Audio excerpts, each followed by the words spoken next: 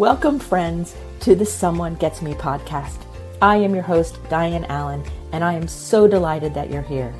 This podcast was created because I believe there is a visionary leader inside each one of us who is waiting to be seen.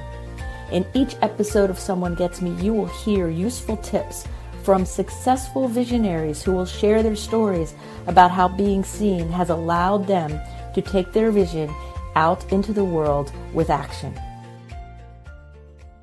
Hi friends, it's Dianne, and today we're going to talk about gifted people in the workplace. That's right, gifted people at work. Now, a lot of us who are gifted also have ADHD and other neurodivergences, so it's going to be a blend, this show, of these things. Now, this show comes to you because it's been requested so many times, but also because I have current clients, friends, and colleagues who are dealing with being gifted in the workplace. In fact, I experienced some of these same things I'm going to talk about, both in my history and currently in different work situations.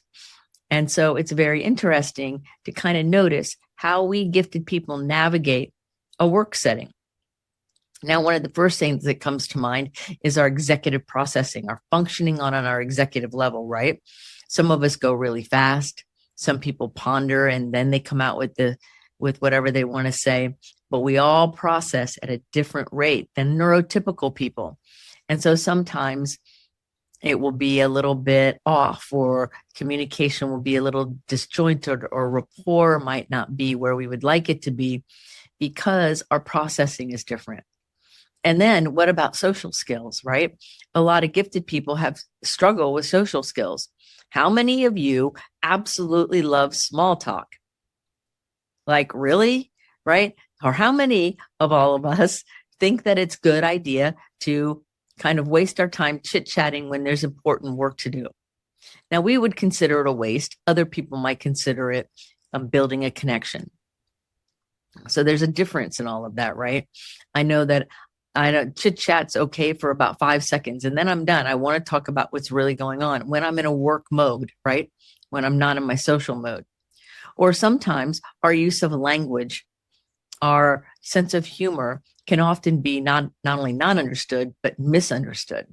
There's often times where I will use words and people will look at me and go, well, what does that mean? So we have to be careful sometimes of the words we use or the assumptions we make about how other people are keeping up with us. So in the workplace, a gifted person can feel siloed or ostracized, or maybe even singled out as not a part of the group. That happens. I have a client right now that I'm working with, and this person is visionary and can see all kinds of things that the other people on the team can't see, which is very valuable because the kind of work this person does requires forward thinking, requires being ahead of the curve in order to be successful. So this person was hired for that gift, and that's part of their giftedness. Well, what happens is, as this person does exactly what they were hired to do, and giving suggestions and writing things in a way that helps people understand that things can be communicated differently and all of those things, this person keeps getting ostracized more and more and singled out more and more and more. And I think even some of the upper management are a bit threatened. And so therefore, there's the passive aggressiveness and the gaslighting and the attacks and all of these things when the person is just doing what they were hired to do.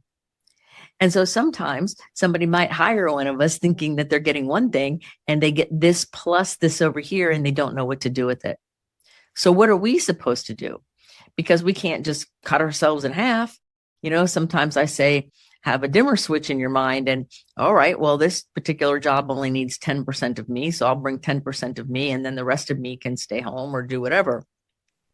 Now, that's a good short-term kind of answer to be able to function through a day or function through a meeting. But none of us want to be working in a situation where all of our skills and abilities and ideas and visionary talents and all those things are ignored, or even worse, demeaned or put down. So what are we going to do? How are we going to handle it, right?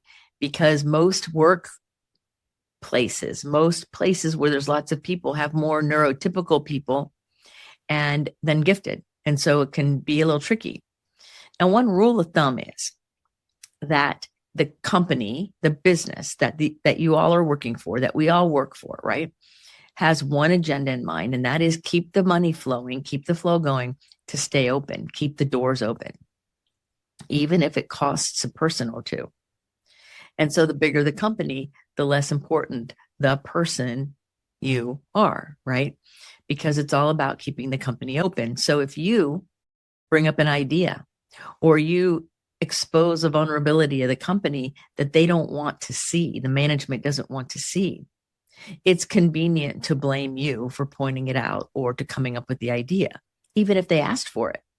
I have one person that was asked for it. Their company had big meetings and had everybody do like a mind meld kind of thing of all these great ideas. And this person gave all these great ideas. And everyone said, these are really great ideas. Thank you so much. And it was in short order, less than a couple of weeks.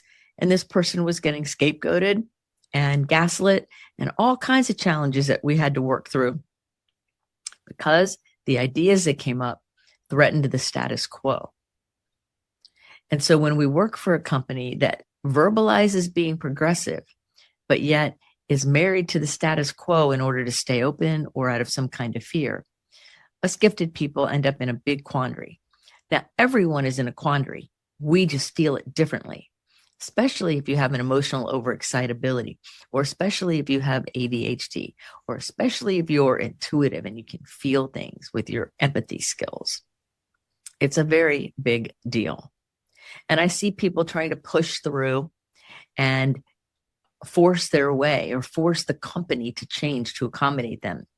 And sadly, that rarely happens unless it's a small company or unless you own the company.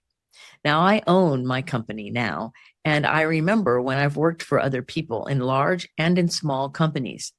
Often, I was hired for my genius with creating unique programs for people to help them with addiction and co-occurring disorders, meaning mental health and addiction. I was sought out as an expert in doing that.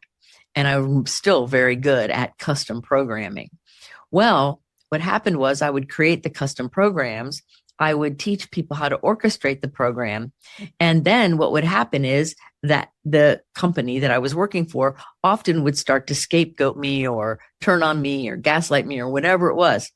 And my sense of justice and my sense of doing the right thing by the client or the patient became more and more prevalent because the real undisclosed motive of some of these places was staying open and how much money can I make. The patient or client came next. Well, I think the patient and client comes first, and the money comes if you do a good job and help the people. So that belief system difference created issues. And my sense of social justice created even more issues, right? So it was a little tricky. So I remember very clearly when I started Visions Applied back in 2013, saying, I know how to help people. I'm gifted. I get it. I'm intuitive. I'm empathic. I have skills that nobody else has. People have told me over and over, I'm an anomaly. You've heard the same thing about you. There's no one like you. I wish I could figure out how you think. Oh, don't be so sensitive. Don't be so analytical. Can't you just fit in with the social structure here?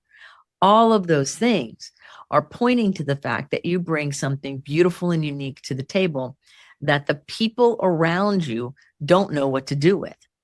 So we have choices. One choice we have is not working in that place anymore. Another choice we have is learning how to navigate those often tricky situations. We learn how to shift our social skills, or we learn how to pay attention to what's really most important. A question I ask myself a lot is this, whatever the situation is it going to matter in 2 years or 5 years? Is it really going to matter? Because sometimes my sense of justice will show up in a big way on something that may not matter in 2 years or 5 years. It feels like it matters urgently right then, but may not matter in the long run, really. So I have to be honest with myself and say, okay, is this sense of justice a long-term thing or an immediate thing, or both? Now, there's no wrong answer. The key here is to have clarity within us so we know how to act outside, right? We want to have an inner locus of control. So inside we are clear so that our behavior and our words and our actions line up with our authentic self. So if it's not going to matter in a few years, then I may want to adjust my being really into the justice part of it. Same thing with other situations. One of the things I think about is building rapport and having connection with my coworkers. So sometimes I would ask myself back then, if I didn't work here anymore, would I still want to be friends or friendly or have a relationship with these people, good or bad or indifferent, right? Would I still want that? And if the answer is, well, not really. I mean, we really don't have much in common other than the workplace. So I want to be realistic about that. Because sometimes some people think that because we're friendly at work, that we're friends. I know I used to think that when I was younger. I used to think, well, because everybody's friendly, we're all friends. That's not true necessarily. Sometimes we build lasting friendships, but sometimes a person's just friendly and a gifted person can misinterpret the social cues or misinterpret the motivation from that other person. And then what happens is things get a little bit weird. If the person doesn't pay enough attention to you at work, or they don't invite you to a party or something, because you would think as a friend you would get invited. In their mind, they're being friendly to you at work, but they're not necessarily your friend. So you're not in the same social circles. You see, there's so many things about being a gifted person in the workplace. That's just everywhere, right? In fact, I think one of the most helpful things we can do for ourselves is to breathe and catch ourselves when we're holding our breath, and to understand that we are in the minority. Gifted people are in the minority. There's only 1.5–2% of us in the world. And so if you have a large workplace, there might be a couple people like you in it. Now, if you're in a very niche kind of work, like medicine or some areas of research, things like that, the probability is that the percentage of gifted people in your group will be higher than the average, right? Because of the nature of the work. And so we want to understand that in order for us to be connected, in order for us to have what we need and feel fulfilled in our work, that we want to feel understood and we want to seek to understand others. It's one thing for us to want everyone to understand us, but we also want to understand them. Sometimes that's a stretch.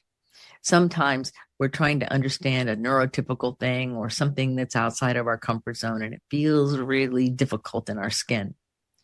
And yet, because we're gifted and because we're talented, we are able, 100% able, to build rapport, to say the right thing, and to be connected in a way that's meaningful.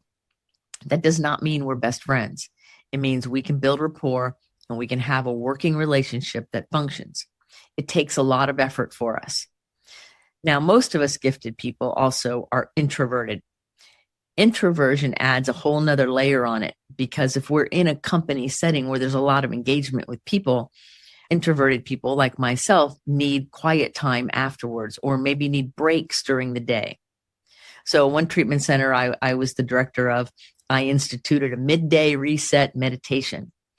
In fact, it's on my Meditations for Visionary Leaders podcast, a reset meditation, meaning at around 1:00, we turned everything off. And if you were in the building, we went into the group room and we just meditated. I played some soft music. Sometimes I would guide one, but it was the ability and the time set aside to recalibrate and reset so that when we came out of there at 1:15, it was a new day.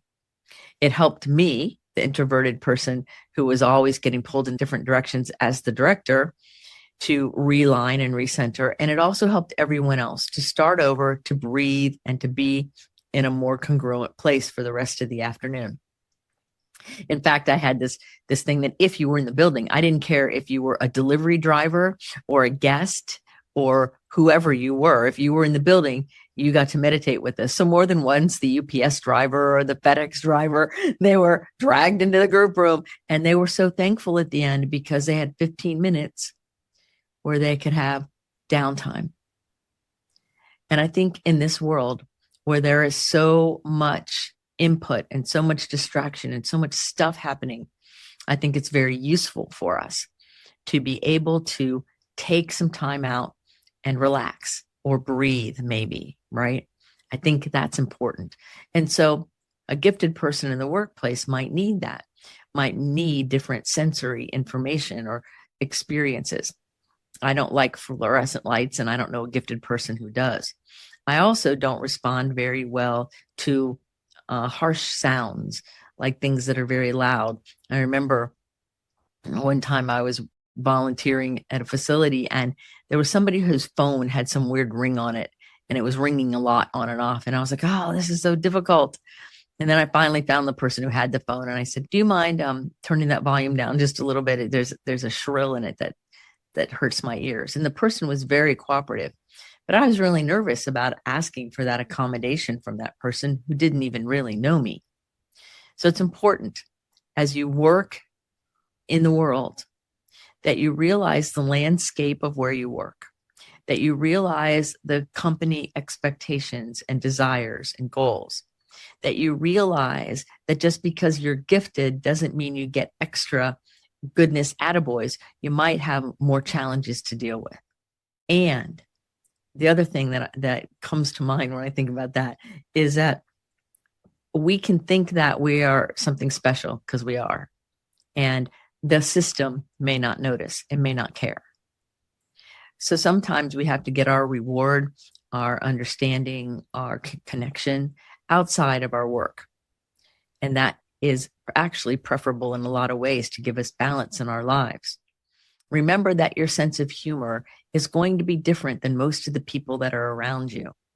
I can tell a joke sometimes, and only the gifted people in the room will laugh right away, and the other people might figure it out soon. It just depends. So one of the things we want to do is realize, just think about yourself for a moment. Realize, how is your humor, your communication style? Are you comfortable with direct eye contact? How about your voice volume? Do you speak softly, or like some ADHD people, they talk really loud like this? And so maybe tone it down a little bit, right? Do you speak with your hands a lot, or are you more still? How do you prefer to engage with people? Is it verbally, in writing, or both? Think about the things that are important to you that create a safe, healthy work environment for you. Because what can happen if you get scapegoated, what can happen if you get siloed, or you point out things other people don't want to see, is it could become a toxic or unsafe work environment. And those, my friend, are things to take very seriously. I have a friend of mine right now who is working in a situation that's quite toxic because this person's a little bit forward thinking. This person is a visionary, and this person can see solutions that the people in middle management right above her don't want to see. And so no matter what she wants to do, or her good ideas, or her sense of justice, no matter what they say, they're not going to act. And that's hard for us to realize because we want the truth and integrity. And when somebody says, that's a good idea, let's do it, we get excited. And then when they turn right around and say, bad idea, no, we're not going to, or it's a good idea, but we're not going to, any of those answers, that disappointment is often taken personally by a gifted person. We take it personally when really it's not personal about us. It's personal about them. Hear it again. When those things happen at work, it is personal, but it's not about you. It feels like it's about you. It's not. It's about the other person, or about the motive of the company. This person's idea would have been really amazing. It was a great idea. I've heard all about it. And the middle management people didn't want to do anything any different. They didn't want to change. They're stuck in a rut, and gave a bunch of lip service in the beginning. But when it came down to acting on it, just ghosted, which was very painful to my friend, because that person, my friend, believed these people all along. Now, I think that maybe those people kind of wanted to on some level, but then were afraid. I don't want to assign a motive of intentional dishonesty, but it does feel kind of sticky, right? The boundaries feel sticky. The outcome feels sticky. So when you are a gifted person at work, understand that you see the world differently. You're ahead of the curve by nature. You're different by design. I say that because it's very important to understand you are designed this way. So if you're unhappy or the workplace is toxic, give yourself permission to maybe journal and start to say, okay, what is the ideal work environment for me? What is it that will be happening in my work where I will thrive and feel safe? And begin to put a form to it. Begin to talk to trusted others. Most of my clients are working on these kinds of levels with me right now so that they can have the safety and desires of their heart taken care of. Because we deserve to be safe psychologically, emotionally, physically. And a toxic work environment will create a lack of safety in our being. That's not the goal. So it's okay to say this toxic situation isn't going to change. So what I can do is I can begin to create and journal and talk about options and opportunities that I will be able to thrive in, places and companies and ideas that feed your heart. It may not be a big company. You might be meant to start your own company, or you might be in a position where somebody invites you to come alongside them, kind of like a partner in a way. There's lots of options. But the key is that your assets are used in a way that's fulfilling and satisfying, and that it's not a toxic place, that it's a pleasant, wonderful experience. I just did an interview for this podcast not long ago, and one of the things the woman said was her work doesn't feel like work. It's just beautiful. It flows. And yes, we all have our hard days, but generally speaking, that's how it is. And that's what I wish for you. The understanding that you're beautiful, you're competent, and you have things going on for you that many people wish they could have. And so sometimes there's jealousy, or sometimes people just don't get it. So use myself or other mentors as ways to translate some of our own quirkiness into a system that we may really love to work in, but not really sure how to navigate, or change the system. Give yourself permission to follow your own heart's desire and to follow your own joy and your own happiness. Remember the question, is it going to matter in 2 or 5 years? If the answer is an absolutely, check yourself and ask yourself if you're working on changing something that maybe doesn't matter, it'll work itself out. Check it out. I hope some of these tips have helped you. Hope some of these ideas have helped you. But the key here to being a gifted person in the workplace is to learn how to navigate the relationships and the responsibilities. Balance your emotions, your intellect, and your sense of justice. Allow yourself to make changes as needed for your own satisfaction, safety, and welfare. Because you, my friend, are beautiful, competent, lovable, and capable. And until the next episode of Someone Gets Me, keep your face to the sun so the shadows fall behind you, because you're a rock star. You're here on purpose with a mighty purpose. And I support you in seeking the work that feeds your soul. Until the next episode of Someone Gets Me, be well. Thank you for listening. I trust you gained some valuable inspiration and information. Please join me and other visionaries in the Someone Gets Me Facebook group. Or for more information on my services and additional episodes, visit someonegetsme.com. Again, thanks for listening.